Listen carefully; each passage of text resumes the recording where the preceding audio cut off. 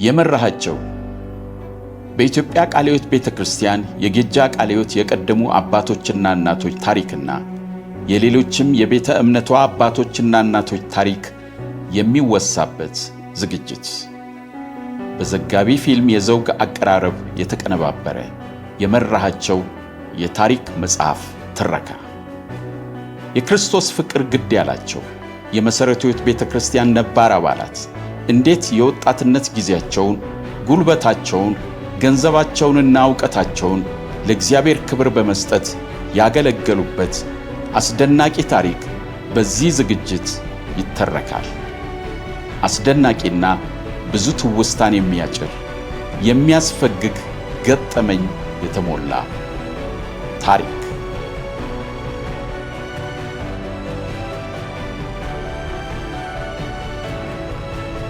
ወንጌላዊት ቀለሟ በዚህ ዘመንም በተለይ ቤተሰብንና ልጆችን በተመለከተ ትልቅ ሸክምን ተቀበለው ከራሳቸው ቤተሰብ ጀምሮ የክርስቲያኖችን ቤተሰብ በእግዚአብሔር ፊት በማቅረብ ከዚህም አልፈው ትውልዱ ከመጣበት አደጋ እንዲተርፍ በጸሎት ተጋድለዋል። ባልና ሚስት በመቻቻልና በፍቅር ለልጆቻቸው መልካም ምሳሌ በመሆን ልጆቻቸውን እንደ ጓደኛም በማድረግ በፍቅር ይዘው በመምራት ሊንከባከቧቸው እንደሚገባም በስፋት አስተምረዋል። ዘመኑ ቤተሰብ እየፈረሰ ያለበት በመሆኑ ቤተክርስቲያን ለዓለም መዘባበቻ መሆኗም እያሳሰባቸው በጸሎት ተማጥነዋል። ወንጌላዊ ቀለሟ ባገለገሉበት ዘመን በቤተክርስቲያን ውስጥ የሴቶችን የመድረክ አገልግሎት የማይቀበሉ መጽሐፍ ቅዱስ ሴት በመድረክ ወንድን እንድታስተምር አይፈቅድም የሚሉም ወገኖች ስለነበሩ በዚህ ምክንያትም በቤተክርስቲያን ውስጥ ውጥረት የሚነክስበትና ልዩነት አይሎ ሲወጣም ሴቶች ሊያገለግሉ ወጥተው ከመድረክ እስከ ማገድ የተደረሰበትም ጊዜ ነበር። በዚህ ሁሉ ውስጥም ቢሆን እግዚአብሔር የሴቶችን አገልግሎት እየተጠቀመ በርካታ ታላላቅ ሥራዎች ሲሰራ ታይቷል።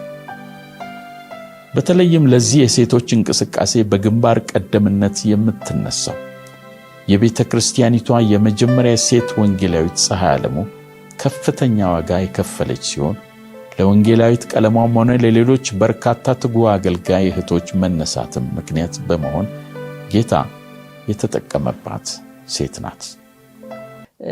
ቀለም በሳምንት አንድ ቀን ነው ቢሮ ቢገኙ አብዛኛውን ጊዜ ከህዝቡ ጋር ነው የሚያሳልፉት የሚጎበኙትና አብረን ነው ብዙ ጊዜ የምንሄደው። ያው እንዳለው እማቤ ደከመኝና ያቁም ደስተኛ ናቸው። የህዝቡን ችግር የህዝቡን ሁኔታ ነው በቃ የሚገዳቸው የሚሰማቸውና አስታውሳለሁ አንድ ጊዜ ወረዳ ነው የሚባለው ያኔ ከፍተኛ አብይ እንዳለውና ስንከፋፈል 6 ከፍተኛ ነበር ለኛ የተሰጠን አስታውሳለሁ። ወረዳ 19 20 21 22 23 24 የሚል በጣም ከባድ የቆዳ ስፋቱም ትልልቅ እና አስታውሳለሁ ያ ሲሰጠን የተባለ ነገር ነበር ሴቶች ስለሆኑ አይችሉትም የሚባል አሁን መጥቀስ አያስፈልግም። እግዚአብሔር ግን እንዴት እንደረዳን የህዝቡን ልብ እንዴት አሳልፎ እንደሰጠን ህዝቡ ለኛ የነበረው ፍቅር እኛ ደግሞ ከህዝቡ ጋር የነበረ ህብረት በተለይ ወረዳ 19 የሚባል አለ እንዴት አይነት ጠንካራ ህብረት ያለው ጠንካራ ፍቅር ያለው በጣም ብዙ አገልጋዮች የወጡበት ጠንካራ ሰዎች ያሉበት እንግዲህ እኛ ስንሄድ ጎተራ ብንወርድ ከጎተራ አንዳንዴ እስከ ሳሪስም በእግር ሊኬድ ይችላል አንዱ ቤት ገብቶ አንዱ ቤት አርፎ ስለሆነ። ሌላው በጣም ከሚገርመው ነገር አሁን ዳማ ሆቴል የሚባል አለ ሳሪስ ሬስ ኢንጂነሪንግ መጨረሻ ከዛ ጀምሮ ላፍቶ ድረስ በእግር ነው ምን ሄድ የነበረው ትራንስፖርት የለም። ሄደን ደግሞ ያንዳንዱ ቤት በእግር ነው የምንዞረው። አስታውሳለሁ አብይ ምን ያህል ትዝ ይለው እንደሆነ አላውቅም። አንድ ቀን እኔና አብይ ሜክሲኮ 2 ሰዓት ተቀጣጠረንና ሐና ማርያምን ዞረን ከዛ ስንወጣ 12 ሰዓት ተኩል ነው የወጣነው። የህዝቡ ፍቅር ትዝ ይለኛል። ጎመን ቀንጥሰው ነው መጨረሻ ላይ ለኛ ይዛችሁ ሄዱ ያሉን። ያ ብቻ አይደለም ስንሄድ አብይ አዳር ነበር የሚሄደው ቸርች ቀጣይ በማግስቱ አገልግሎት ስለነበረው ያን ሁሉ አዋራ ቀኑን ሙሉ ስንዞርውለን እኔ ደግሞ ወደ ቤት ነበር። በዛ ሁሉ ግን ደስተኞች ነን። በዛ ሁሉ ግን ምንም ማጉረምረም የሚባል ነገር የለም። አገልግሎቱ ነገ ከመቼው ደርሶ በቀጠልን ነው የምንለው እንጂ ምንም ተስፋ የምንቆርጥበት ምናጉረመረምበት ምናዝንበት ነገር አልነበረምና ቴቀለምና እኔ ነን አብይ እንዳለው ረጅም ጊዜ አብረን ረጅም ዓመታት ማለት ይቻላል የተጓዝነውና የእግር መንገዱ በጣም አድካሚ ነው። ፀሐዩ፣ አዋራው እንደው ለምሳሌ ያህል በጠቅስ ከጎተራ ወረድ ብሎ ያኔ ቀበሌ 54 ይባል ነበር የማሞ ሐኪም ቤት አካባቢ። ከዛ ጀምረን ውስጡን እያደረግን ሳሪስ ወርቁ ሰፈር በእግር እንሄዳለንና ሰፈሩ አዲስ ነው፣ አዲስ ማህበር ነው፣ ቤቱ አዲስ ነው፣ ሰዎቹ አዲስ ናቸውና እኛ ደስ እያለን ነው የምንጎበኘው። ማታ ጊዜ ስንወጣ ግን የሆነ ወፍጮ ቤት ደርሶ የመጡ ሰዎች ነው የምንመስለው አዋራው እና ያንን ያየች አንዲት እህት ስንወጣ አደባባዩ ላይ አለችውንም ያችሁትና አንድ ጨርቅ በውሃ ነክራ በፌስታል አንዱን ደግሞ ደረቅ ሰጠችን። ይሄንን በውሃ አድርቁና ወደ ከተማ ስትወጡ ይሄን ጠርጋችሁ ወጡ። የኛ ያ ሁሉ አይታየንም ነበር። የሚታየን የቱ ነው? ያገልግሎቱ ፍቅር ነውና ስንሄድ ስለ እግዚአብሔር ትልቅነት ነው የሚያወሩት። ስንሄድ እግዚአብሔር እኛን አምኖ ለዚህ አገልግሎት መሾሙ፣ እግዚአብሔር ይህንን ትልቅ የከበረ ስራ ለኛ መስጠቱ፣ በቃ ሁሉን ነገር ከጌታ ጋር ነበረ የሚያገናኙት የነበረውና አስተውሉ እንግዲህ ከዛ ወጥተን ቤታቸው የት ነው? መከኒሳ ነው። ከሳሪስ መጥተን መከኒሳ ለመሄድ ሳር ቤት አካባቢ ይወርዳሉ። ከዛ በኋላ ወይም ደግሞ ቄራ ይወርዱና በእግር ነው። ቤት ኃላፊነት ይጠብቃል፣ ልጆች አሉ፣ ነገ ደግሞ ሌላ አገልግሎት። በዚህ ሁሉ ግን እኔ ጽናታቸው፣ ትጋታቸው ገጃ አካባቢ ያሉ ሰዎች ሳይመጡ ነው ቢሮሳቸው ቀድሞ ከመከኒሳ የሚገቡት። ይሄ ለአገልግሎቱ ያላቸውን መሰጠት ያላቸውን ትጋት ነው የሚያሳየንና በቤት ጉዳይ ደግሞ ስላላቸው ስለ ልጆቻቸው ጉዳይ ሳልናገር ማለፍ አልፈልግም። ብዙ ሰዎች ይጠይቁኝ ነበር ቴቀለም እንዴት አድርገው ነው ልጆቻቸውን ያሳደጉት? ለዛ ቤተሰብ ቅርብ ስለሆንሽ እስቲ ንገሪን ብለው ይጠይቁኝ ነበር። እኛም ልጆቻችንን እንዴት አድርገን በእግዚአብሔር መንገድ እንምራቸው እስቲ ንገሪን ይሉኝ ነበር። በጣም ከሚገርመው ነገር አብረን እንጸልያለን፣ አብረን እንወያያለን። እንደ እናት አብሮ እንደሚያገለግል እንደ አገልግሎት ባልደረባ እንደ ታላቅ እህት አንድም ቀን ስለ ልጆቻቸው ስራ ጉዳይ የትምህርት ጉዳይ አይደለም ርዕስ አድርገው የሚያቀርቡት። ሁሉ ጊዜ ከእግዚአብሔር ቤት እንዳይወጡ፣ እግዚአብሔርን እንዳይበድሉ፣ እግዚአብሔርን እንዳያሳዝኑ፣ በእግዚአብሔር ቤት የእግዚአብሔር አገልጋይ ሆነው እንዲቆዩ ይሄ ነበር ምኞታቸው፣ ጸሎታቸው። እኔ በጣም ይገርመኛል። የእግዚአብሔር ቃል አስቀድማችሁ የእግዚአብሔር መንግስት ጽድቁን እሹ አይደለም ሌላው ይጨመራል ነው። ተጨማሪውን ነገር አልነበረም የሚጠይቁት። በጣም ገብቷቸዋል። ስለዚህ በልጆቻቸው ላይ የዘሩት ዘር እኔ በጣም ደስ ይለኛል ሳይ ከልጆቻቸው ጋር ያላቸው ቅርበት፣ ቤተሰባቸውን የሚመሩበት መንገድ፣ ባላቸውን የባላቸውን ዘመዶች እንዴት አድርገው እንደሚያስተናግዱ ያላቸው ፍቅር በቃ ሁሉን ነገር ይሸፍናል። የፍቅር ሰው ናቸው ማለት እችላለሁ በአጠቃላይ እና እግዚአብሔር የረዳቸው ሰዎች ናቸው። እድለኛ ነኝ እኔ ከሳቸው ጋር አብሬ በማገልገሌ በጣም ብዙ ተጠቅሜያለሁ። እስካሁን ድረስ ህብረታችን እንዳለ ነው። ቀለሟ በጌጃ ቃለ ሕይወት የነበራቸውን የአገልግሎት ቦታ እንዴት እንዳቋረጡ ሲያስታውሱ እድሜን ሁሉ አገለግላለሁ ብዬ በመወሰን ወደ አገልግሎት የመጣው በመሆኔ ምናልባት አገልግሎቴን በመልቀቄ እግዚአብሔርን በድዬው ይሆን ብለው ይሰጋሉ። ከዓመት አገልግሎት በኋላ አሜሪካን ሀገር የምትኖረው ልጃቸው አግብታ የመውለጃዋ ሰዓት በደረሰ ጊዜ እናቷና አባቷን ልጅ ስወልድ አብራችሁኝ ሆኑ በሚል አሜሪካን ሀገር እንዲመጡላት ትጋብዛቸዋለች። ወንጌላዊ ቀለሟ ከዚህ ቀደም በመደጋገም ልጃቸው ጋር የሄዱ ቢሆንም ያሁኑ ደግሞ ለየት ያለና አባትና እናትም የመጀመሪያ ልጃቸውን ደስታ ለማየትና ናፍቆታቸውን ለመወጣት የጓጉበት ጊዜ ነበር።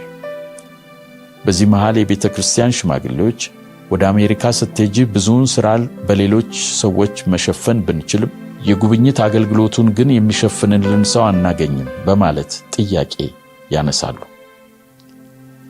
ወንጌላዊ ቀለሟም ቤተሰብንም መንከባከብ ትልቅ አገልግሎት በመሆኑ እኔ ልቀር አልችልም፣ የእግዚአብሔር አገልግሎት ከሚጎዳ ሌላ ሰው ይተካበት ብለው በእርሳቸው ቦታ ሌላ ሰው እንዲተካ ያደርጉና አገልግሎታቸውን አስረክበው ወደ አሜሪካን ሀገር ያቀናሉ።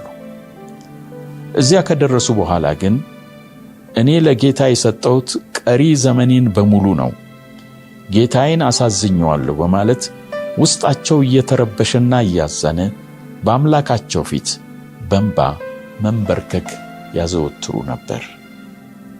ከአሜሪካን ሀገር ተመልሰው ከመጡ በኋላም ሽማግሌዎች ጋር ቀርበው አገልግሎቴን በማቆሜ ውስጥ ያዝናል፣ የምፈልገው ደሞዝ አይደለም፣ ያለ ደሞዝ ጌታን እንዳገለግል ይፈቀድልኝ ብለው ቢጠይቁም በጊዜው የነበረው መጋቢ ጥያቄውን ተቀብሎ ምንም መልስ ሳይሰጣቸው በዝምታ 3 ወራት ያልፋሉ።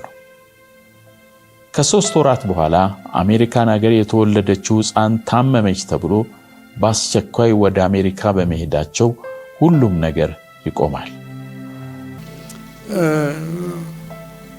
እኔ ስራ ከጀመርኩበት ከልጅነቴ ጀምሮ እስከ ዛሬ ድረስ በሽፍት ስራ ነው የሰራሁት። በፈረቃ ወደ ሬዲዮ ነበረ፣ ወደ ሬዲዮ ጣቢያ ነበረ የተመረጥኩት የተመደብኩት። ከሬዲዮ ጣቢያ ሁልጊዜ ሽፍት ነው የሚሰራው። በሽፍት ስራ ደግሞ ብዙ ጊዜ ይሄ ሽፍት ስራ በሚሰራበት ጊዜ ሁልጊዜ ብዙ ጊዜ የሚጠይቅ ነው እና ከስራ ገብቼ እስከ ስራ በጡረታ እስከምገለል ድረስ አይ ቲንክ የሽፍት ስራ ነው የሰራሁት። በዚህ ስራ ውስጥ ደግሞ ስቆይ በዚህ በትርፍ ጊዜ ለማገልገል ትርፍ ጊዜ አንደኛ ለገቢ ይበጃል ለልጆቻችን፣ ይሄንን አድርጌ ሰርቻለሁ። ሁለተኛ ደግሞ እንዳው የያዝኩትን ጠባይ ለማስወገድ ብዙ ተቋቁሜያለሁ፣ ብዙ ታግያለሁ። ስለዚህ በዚህ ጊዜ ማስታውሰው ምንድን ነው መጀመሪያ በሬዲዮ ጣቢያ ሰርቻለሁ እና በዚህ ጊዜ በጣም ትልቅ ቻሌንጅ ነው፣ ትልቅ ተግዳሮት ነው ያጋጠመኝ እና ያንን ደግሞ ቤተክርስቲያንን ለማገልገል ትግል ነበረ። በዛ ደግሞ አልፎ ተርፎ የቀበሌ ስራ ነበረብኝ እና ብዙ የቀበሌ ሰዎች በተለይ በደርግ ዘመን በጣም ከባድ ነበረ።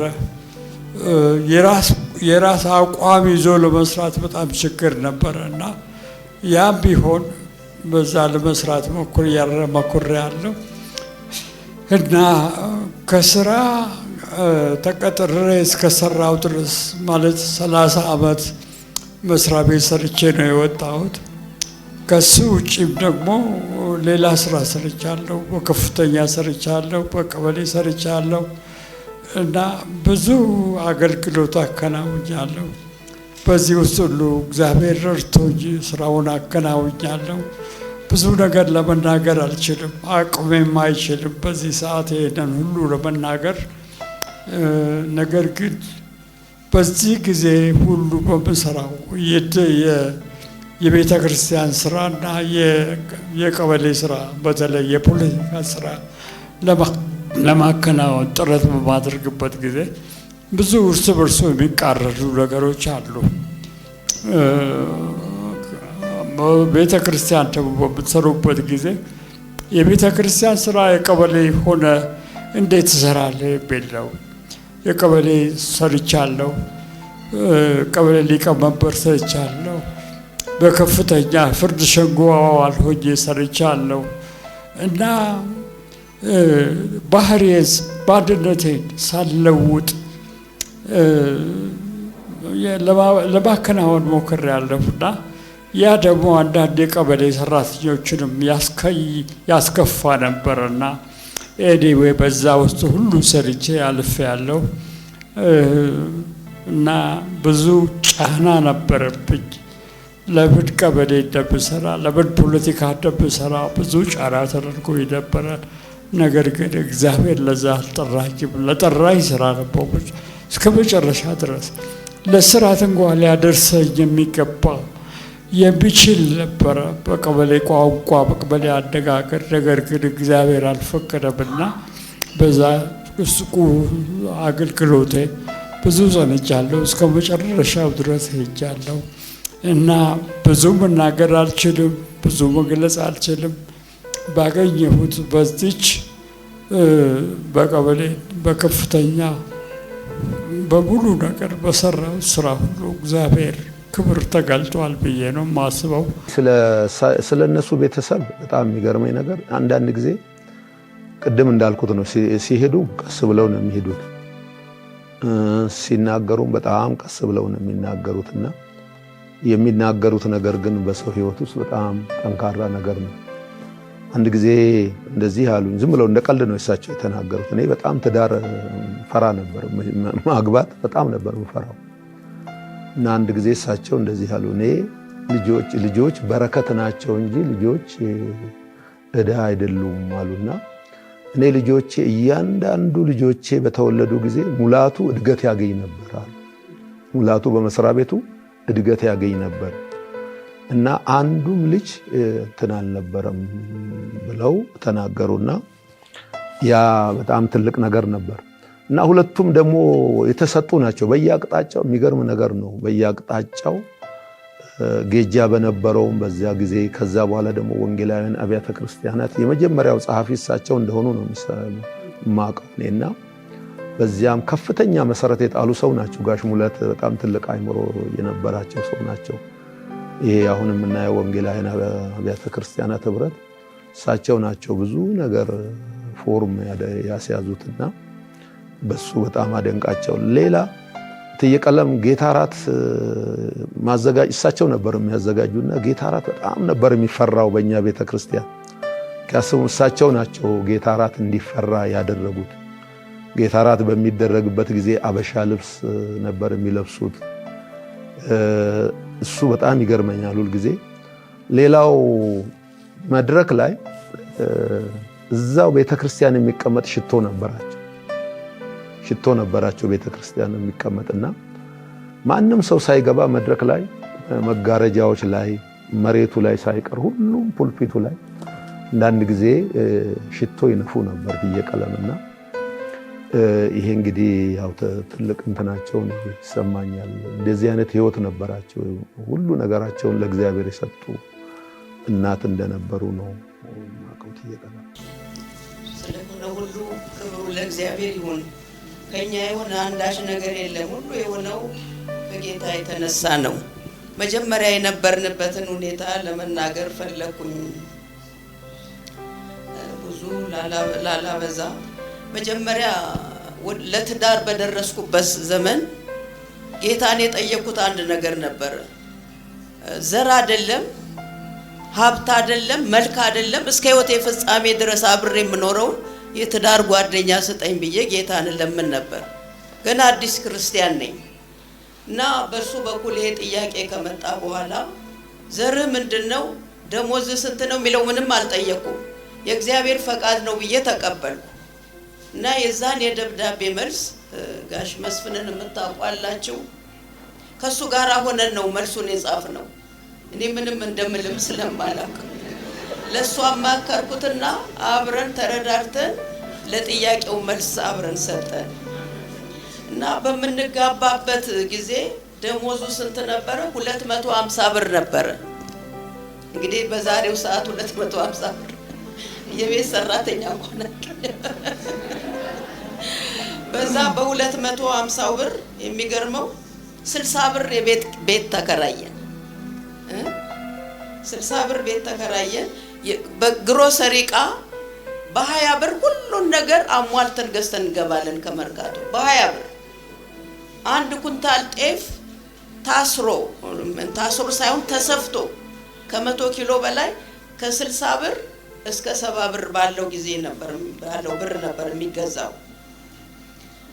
ልጆች እንግዲህ እየተወለዱ ደግሞ በሄዱ ሰዓት የእግዚአብሔር ቸርነት ደሞዝ ይጨመር ነበር። ልጆች ሲመጡ ደሞዝ ይጨመራል። መውለድ ሲቆም ደሞዙም ደግሞ እንደቆመ ነው።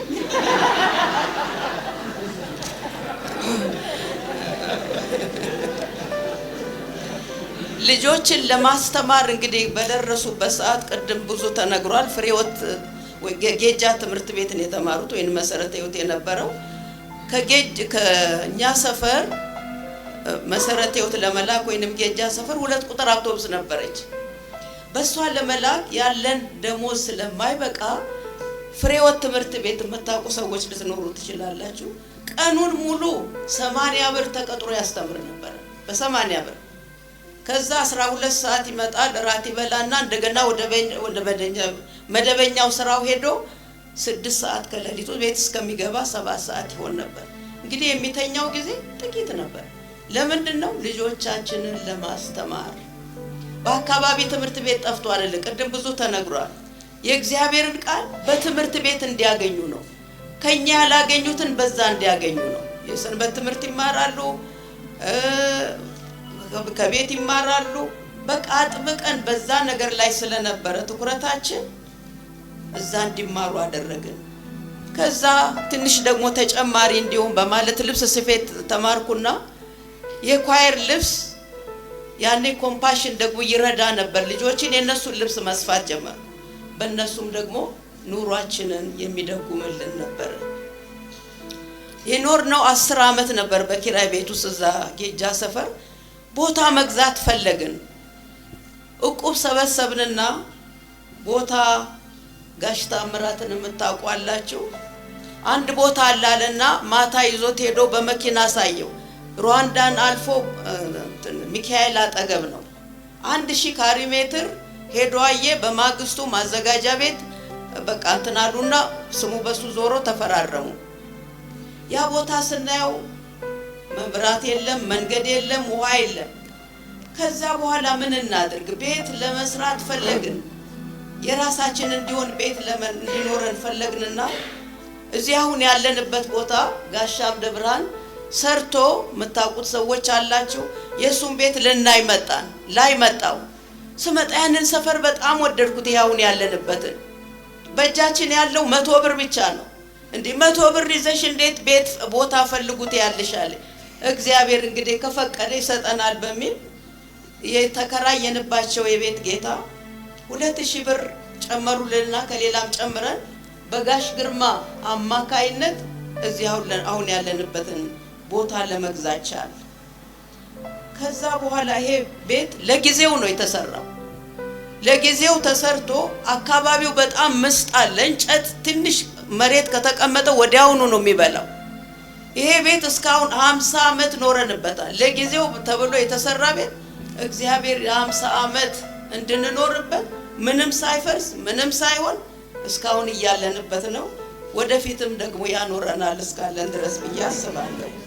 ሌላው ስለ ሰራተኛ ደግሞ ብዙ ጸልይ ነበር። ይወጣሉ ይገባሉ። ያን ጊዜ ሰራተኛ ችግር አልነበረም። በጣም አዋቂ የሆነችው 15 ብር ነው። ወንዶች ጩሎ ደግሞ ይባላሉ። ያኔ ብዙ ነገር ይሰራሉ። እነሱም 5 ብር ነበረ። ከዛ ይመጣሉ ይሄዳሉና ጌታ ሆይ ለኔ የምትሆነኝን አብሬያት የምኖረውን ሰው ስጠኝ ብዬ ጸለይኩ። አንዲት 3 ተገኙ። ከ3ቱ መካከል ደግሞ ጌታው የቷን ነው ለኔ የምትሰጠኝ ብዬ እግዚአብሔርን ለመን። ከ3ቱ ለይቶ ሰጠኝ። ያቺ የመጣችዋ ለኔ እንደ እህት ለልጆቼ ደግሞ እንደ እናት ሆና እኔ አገልግሎት በጀመርኩበት ጊዜ ሁሉ ስወጣ ምንም ሳላስብ ስለ ልጆቼ ስለ ቤቴ የረዳችኝ እህቴ ያገለገለችኝ እህቴ ናት። እና እኛው ጋር ታማ እኛው ጋር ደግሞ ልታርፍ ትችላለች። 30 ዓመት ከ4 ወር ነው አብረን የተቀመጥነው። ሌላው የደርግ ዘመን ነው። በደርግ ዘመን ሙላቱ ቀበሌ ተመረጠ።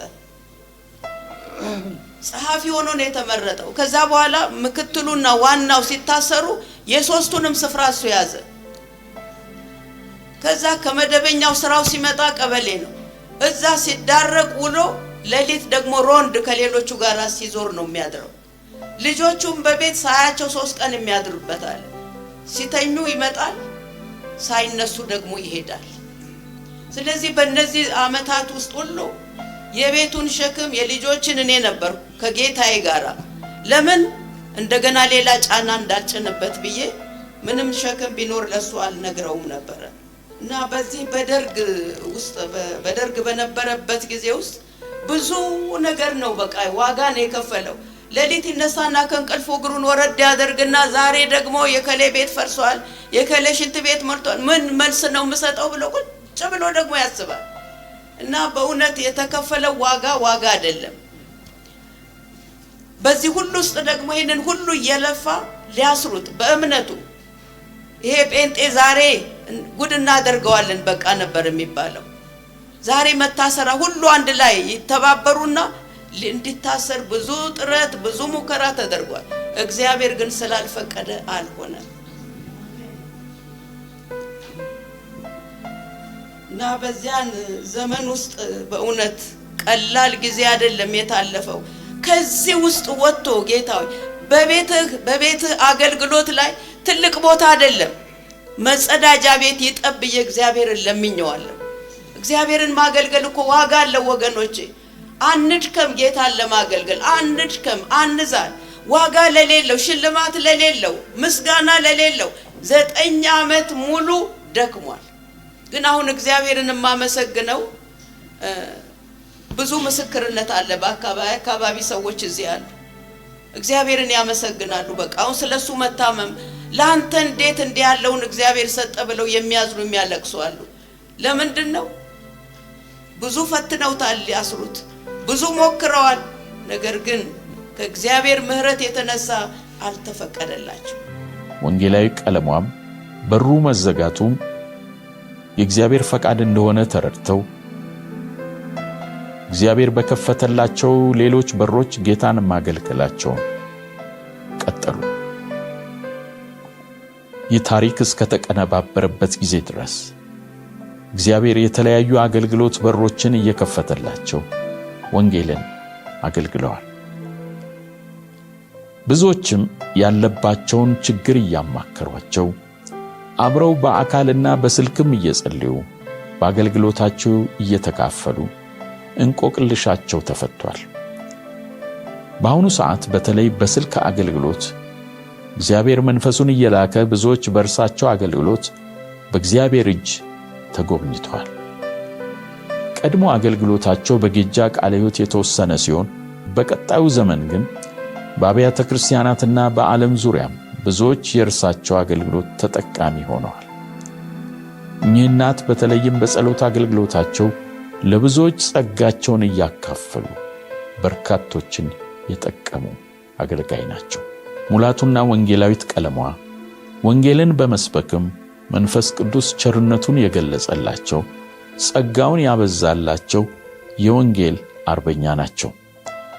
ከወንጌሉ ሥራ ጎን ለጎን በቤት ውስጥ ልጆችንና የልጅ ልጆችን በማሳደግ ለቁም ነገር በማብቃቱ በኩል ትልቅ ውጤትን ያስመዘገቡ ዛሬ 5 ልጆችን 9 የልጅ ልጆችን በማግኘት አያትነቱን ደርበዋል።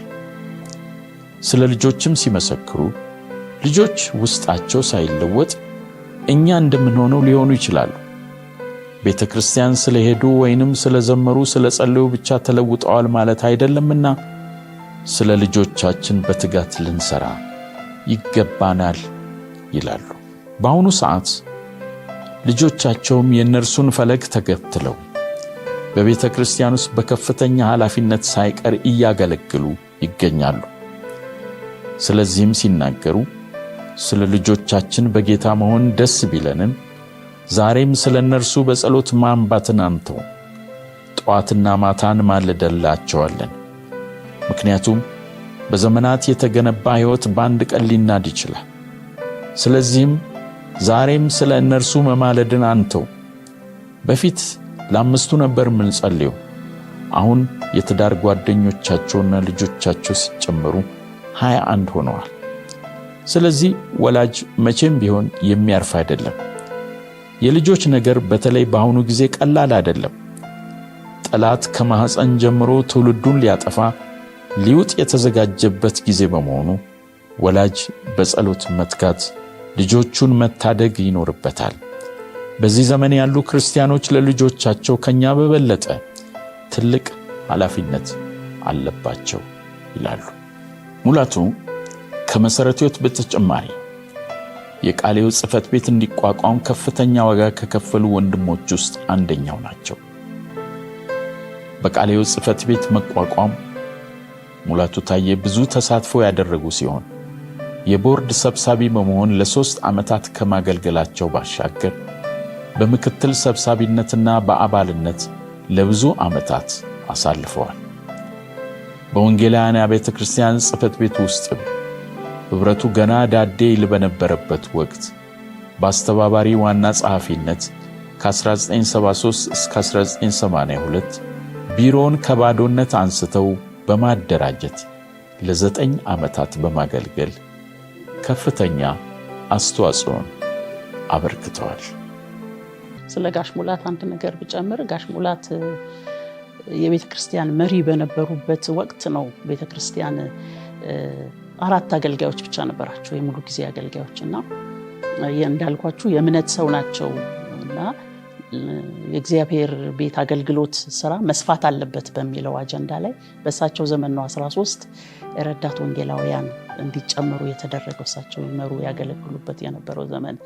ሌላው የነበራቸው የመስሪያ ቤት ስራ እንደገና በቀበሌ የነበራቸው ትልቅ ኃላፊነት ያንን ሁሉ ከእግዚአብሔር ስራ አንድም ቀን እንዲተጓጎሉ አላደረጋቸውምና በታማኝነት በግልጽነት በትጋት ያደርጉ ነበርና የጋሽ ሙላት እና የትዬ ቀለምን ህይወት በዚህ አጭር ሰዓት ተናግረን ምን ጨርሰው አይደለም።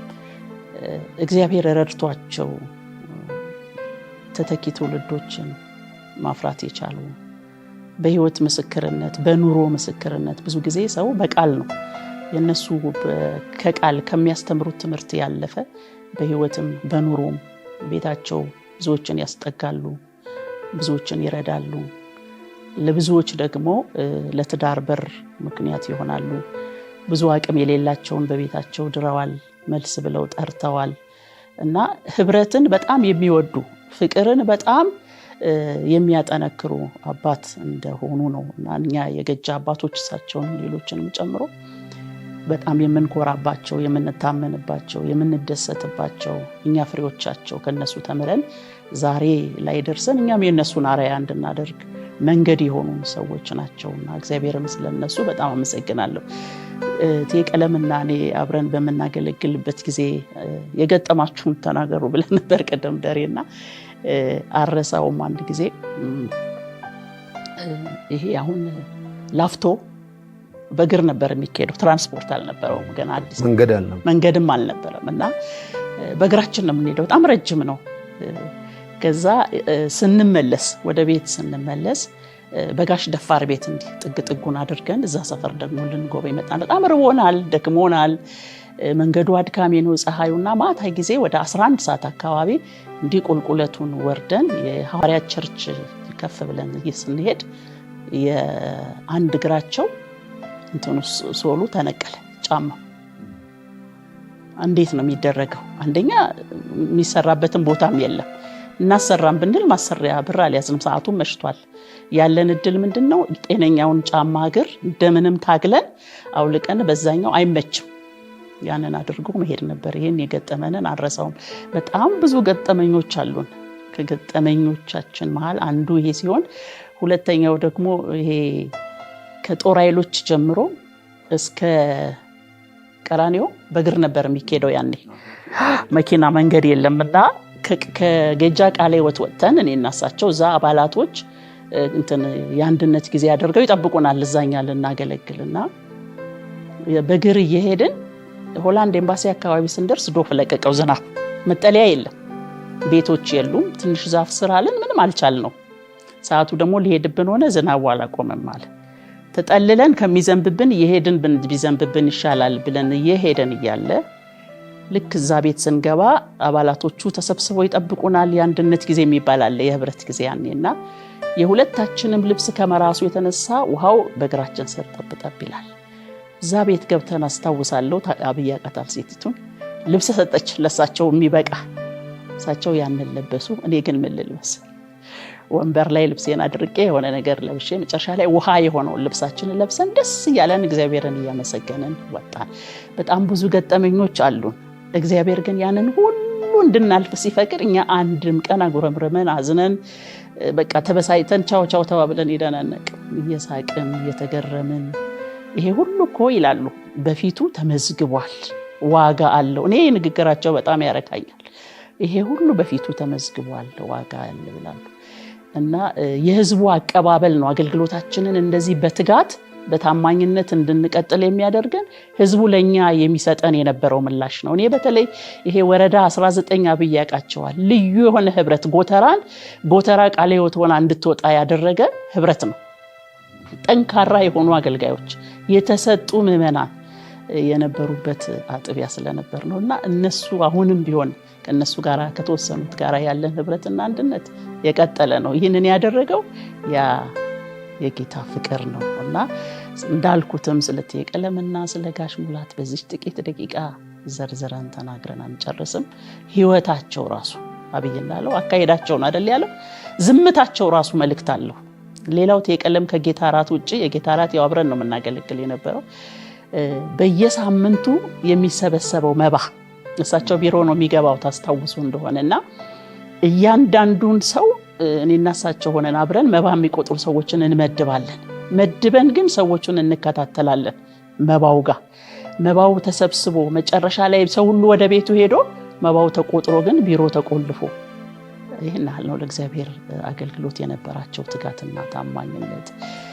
በየሳምንቱ ቅዳሜ ደግሞ አንድ ሳምንት እሳቸው አንድ ሳምንት እኔ ፒያሳ እየሄድን አበባ እንገዛ ነበር። ቤተክርስቲያን ቅዳሜ ልዩ የሆነ አበባ ነው የምናዘጋጀው። ከዛ እሁድ ለታም እንደዛ ጉባኤው ቤተክርስቲያኑ ከጸዳ በኋላ እንኳን ምን የቆየለ ነገር አለ፣ ህዝቡ ከመግባቱ በፊት ምን ያልተስተካከለ ነገር አለ። ይሄን ሁሉ የሚያደርገው ለእግዚአብሔር ያላቸው መሰጠት ነው እና በዚህ እግዚአብሔር ባርኳቸዋል። እኛም ደግሞ ይሄንን አይተናል። እግዚአብሔርን ስለዚህ እናመሰግናለን።